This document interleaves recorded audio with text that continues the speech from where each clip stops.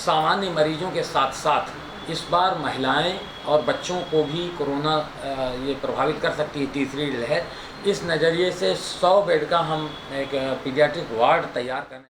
नमस्कार, मैं कौशिकी त्रिपाठी आप सभी का एक बार फिर से आपके अपने खास कार्यक्रम अतिथि उवाच में स्वागत करती हूँ। और आज हमारे साथ जनपद शाहजहांपुर के जिलाधिकारी रिस्पेक्टेड इंद्र विक्रम सिंह इस चर्चा का हिस्सा बनेंगे। सर, सबसे पहले तो बहुत बहुत स्वागत है। Thank you. लखनऊ, आगरा और तमाम जगहों पर आप एसडीएम एडीएम रहे और वर्तमान में शाहजहांपुर की जिम्मेदारी, छोटा सा अनुभव बताइए। शासकीय सेवा का लंबा अनुभव हो चुका है मुझे। 1994 में मेरी सिलेक्शन हुआ था स्टेट सिविल सर्विसेज में, और तब से विभिन्न पदों पर मैंने अपने दायित्वों का निर्वहन किया है, जिसमें एसडीएम के रूप में विभिन्न जनपदों में, इसके अलावा शासन में, प्राधिकरणों में, नोएडा अथॉरिटी में, और डिस्ट्रिक्ट मजिस्ट्रेट के रूप में शाहजहांपुर और जनपद शामली में मैं तैनात रहा हूँ। जिला प्रशासन के अपने चैलेंजेज होते हैं, और वो चैलेंजेज गवर्नमेंट की पॉलिसीज़ के साथ जुड़े होते हैं कि उनको हमें ज़मीन पर कितनी तेज़ी से और कितनी परिपूर्णता के साथ उसको अमली जामा पहनाना है या उसे उतारना है। तो इसको लेकर सारी जद्दोजहद है, और ये दायित्व है हमारा कि सभी विभागों का सहयोग लेकर जहाँ जैसी आवश्यकता है, अगर उनको कुछ प्रॉब्लम्स है तो उनकी प्रॉब्लम्स को दूर करके हम चीज़ों को एक्सेलरेट करें, उनको तेज़ करें, ताकि वो ज़मीन पर समय से उतर पाएँ।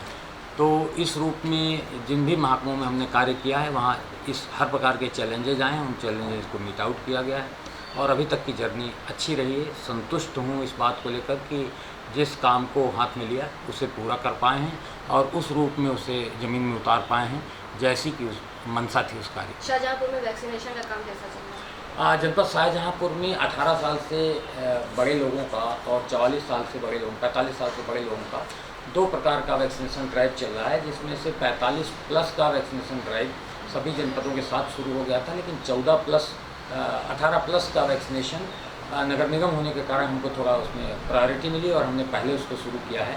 हमारा वैक्सीनेशन फर्स्ट राउंड का ड्राइव बहुत अच्छा था, और उसमें हम संपूर्ण उत्तर प्रदेश में 6वें स्थान पर थे। इस बार भी हमारा वैक्सीनेशन बहुत तेज़ी से चल रहा है, और इसको हमने कई तरीके से विभाजित किया है। जैसे जो निगरानी समितियां और आरआरटी टीम थी, इनका पहले कार्य था कोरोना संक्रमित मरीजों की कॉन्टैक्ट ट्रेसिंग करना, और उनमें संदिग्ध मरीजों को दवाएं देना, और उनको कोरोना टेस्ट कराना।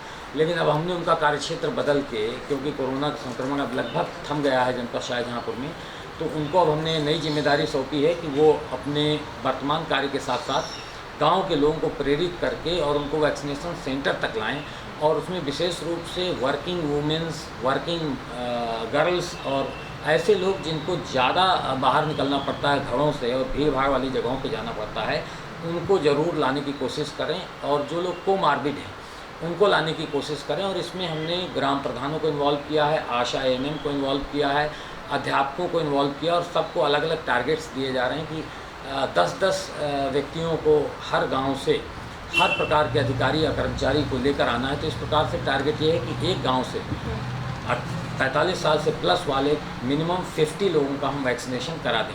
अगर हम 50 लोगों का वैक्सीनेशन करा देंगे तो उस गांव में अपने आप वो रिदम आ जाएगा कि बाकी लोग अगर ये सोच रहे होंगे कि वैक्सीनेशन से किसका कोई दुष्परिणाम होता है, तो वो दुष्परिणाम का भय उनके मन से निकल जाएगा, और लोग स्वेच्छा से वैक्सीनेशन सेंटर तक आ पाएंगे। और ये क्रम निरंतर चालू रहेगा। पहले चरण में 50, इसके बाद फिर उसी गांव के 50, दूसरे राउंड में, तीसरे राउंड में 50। तो इस प्रकार से ये कोशिश है कि गांव के गांव हम वैक्सीनेट कर दें, क्योंकि एकमात्र तरीका इस कोरोना महामारी से निपटने का यही है कि हम पूरी तरीके से अपनी आबादी को वैक्सीनेट कर ले जाएं। और इसमें जो 12 साल से कम उम्र की बच्चों की माताएं और उनके पिता हैं, उनके अभिभावक हैं, उनके लिए भी स्पेशल सेंटर्स लगाए गए हैं, ताकि वहाँ पर उनको बिना इंतज़ार किए हुए वैक्सीनेशन किया जा सके उनका। रूरल एरिया में और शहरी एरिया में जितने प्रकार के संगठन हैं, सबसे अपीलें की जा रही हैं, और उनको इस बात के लिए प्रेरित किया जा रहा है कि 10 लोगों के समूह में वो वैक्सीनेशन सेंटर में आए, ताकि जो वॉयल खुले वैक्सीन की वो एक साथ कंज्यूम हो जाए, और हम इस महत्वपूर्ण और इतनी वैल्यूएबल वैक्सीन को का जो बर्बादी है वो शून्य के लेवल पर ले जाएं। तो अब मैं ये कह सकता हूँ कि हमारे जनपद में वैक्सीन की बर्बादी माइनस पे है, अर्थात जितना हमको लगाना था उससे ज़्यादा लोगों को भी हमने वैक्सीन लगा दी है। लेकिन 0 से भी नीचे हम चले गए, अर्थात हमने एक भी डोज को बर्बाद नहीं होने दिया। तो ये भी वैक्सीन की कमी को देखते हुए एक अच्छा प्रयास है और इसमें स्वास्थ्य विभाग और अन्य संगठनों की भी मदद ली जा रही है, जिसमें राजस्व विभाग है, ग्राम्य विकास विभाग है, पंचायती राज विभाग है, हमारी आंगनबाड़ी कार्यकर्त्री हैं, विभिन्न प्रकार के स्वयं सहायता समूह हैं, स्कूलों के अध्यापक हैं, इन सबको इन्वॉल्व किया जा रहा है। चैलेंजेस क्या रहे कोरोना महामारी के दौरान? देखिए, कोरोना में नित नए चैलेंज आए। सबसे बड़ा चैलेंज तो बीच में ऑक्सीजन को लेकर आया, क्योंकि ऑक्सीजन की कमी को लेकर बहुत सारे प्रकार की अफवाहें उड़ाई गई और इसके कारण जिनको ऑक्सीजन की ज़रूरत नहीं थी उन्होंने भी अपने घरों में ऑक्सीजन रखना शुरू कर दिया, इसलिए कि एक प्रकार से कृत्रिम अभाव ऑक्सीजन का पैदा हो गया। लेकिन उसको भी बहुत अच्छे प्रकार से मीट आउट कर लिया गया, क्योंकि हमारे यहाँ जो इंडस्ट्रियल ऑक्सीजन हमारे जनपद के लिए रिजर्व थी उसको समय रहते हमने इंडस्ट्री को सप्लाई करने से रोक दिया और उसको हमने मेडिकल ऑक्सीजन मानते हुए अपने निजी नर्सिंग होम्स में और अपने अस्पतालों में उसका इस्तेमाल करना शुरू कर दिया। इसके कारण जनपद शाहजहाँपुर में प्रॉब्लम नहीं आ पाई या बहुत कम समय के लिए आ पाई। साथ ही जो गवर्नमेंट के प्रयासों से हमको ऑक्सीजन सप्लाई मिलने लगी, उससे भी ये सुचारू हो गया और आज की स्थिति में हमारे पास हमारे मेडिकल कॉलेज हॉस्पिटल के लिए 3 ऑक्सीजन प्लांट, एक प्राइवेट सेक्टर में ऑक्सीजन प्लांट और एक हमारी CHC में ऑक्सीजन प्लांट, इस प्रकार से 5 ऑक्सीजन प्लांट हमारे पास मौजूद हैं, जिनमें से 2 ऑक्सीजन प्लांट क्रियाशील हो चुके हैं, शेष अभी निर्माणाधीन है। और मैं समझता हूं कि अब इस प्रकार की कोई भी नौबत अगर आएगी तो हम उसको बड़ी खूबसूरती से, बड़ी आसानी से और बड़े सुविधाजनक तरीके से उसको संभाल लेंगे। संक्रमण की दर के क्या पोजीशन है? जी, संक्रमण दर कोरोना संक्रमण की दर हमारे जनपद में बहुत नियंत्रित है, इस समय तो ना के बराबर है और हमने इसके लिए जो हमारी इंटीग्रेटेड कमांड कंट्रोल सेंटर की टीम है उसने बड़ा अच्छा काम किया कि उसने किसी भी कोरोना पॉजिटिव पेशेंट के अगेंस्ट लगभग 20 से 25 लोगों की कॉन्टैक्ट ट्रेसिंग की। इसका फ़ायदा ये हुआ कि उनमें जो निकट परिजन थे उनका तो तुरंत हमने कोरोना टेस्ट करा के पॉजिटिव पाए जाने पर उनको होम आइसोलेशन या यथावश्यक अस्पतालों में भिजवा दिया और जो दूर के लोग थे उनको 3 या 4 दिन रुकने के बाद उनका हमने कोरोना टेस्ट कराया। तो जो संभावित पेशेंट थे उनको हम जल्दी ट्रैक कर पाए और इस ट्रैकिंग के कारण जो माननीय मुख्यमंत्री जी की मंशा थी, इसके फैलाव को रोकने में हमको मदद मिली।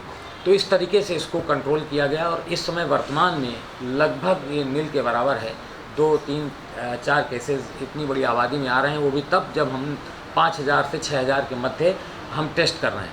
दूसरा, हमने टेस्टिंग बहुत बढ़ा कर रखी, जैसे हमारा टारगेट 3000 से 3200 एंटीजन और RT-PCR टेस्ट पर डे करने का था, लेकिन उसके बजाय हमने 5000 से 6000 के बीच टेस्ट किए ताकि ज़्यादा से ज़्यादा लोगों को टेस्ट कर सकें, ज़्यादा से ज़्यादा लोग अगर पॉजिटिव है तो उनको निकाल सकें और उनको होम आइसोलेशन या अस्पतालों में ले सकें ताकि कोरोना का फैलाव रुक सके।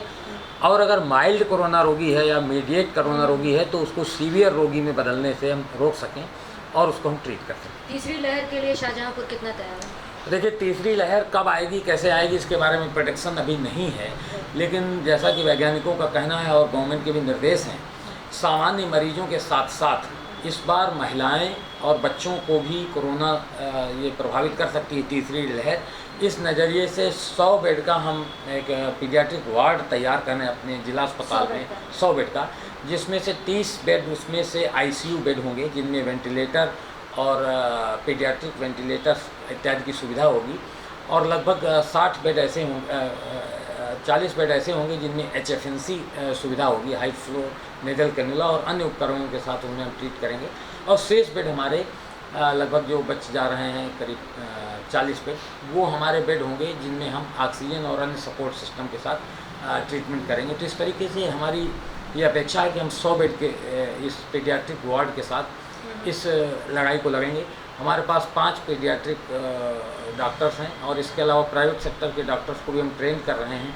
पैरामेडिकल स्टाफ जिसमें नर्सेज हैं और अन्य कर्मचारी हैं, उनको भी बच्चों को ट्रीट करने के नज़रिए से ट्रेंड किया जा रहा है ताकि ज़रूरत पड़ने पे हम उनकी मदद ले सकें। इसके अलावा जो 12 साल से कम उम्र के बच्चे हैं उनके पेरेंट्स को इसीलिए हमने वैक्सीनेशन की डोज देने के लिए विशेष केंद्र बनाए हैं ताकि अगर बच्चा किसी भी कारण से संक्रमित होता है तो उसको लुक आफ्टर करने के लिए उसकी मदद या उसके फादर या उसका कोई निकट परिजन अस्पताल में उपस्थित रह सके। तो इस तैयारी के साथ हम इसको डील करेंगे। प्राइवेट सेक्टर के अस्पतालों को भी हम तैयार कर रहे हैं कि वो भी अपने यहाँ सुविधाएं रखें ताकि ज़रूरत पड़ने पर वो उस बोझ को ले सकें।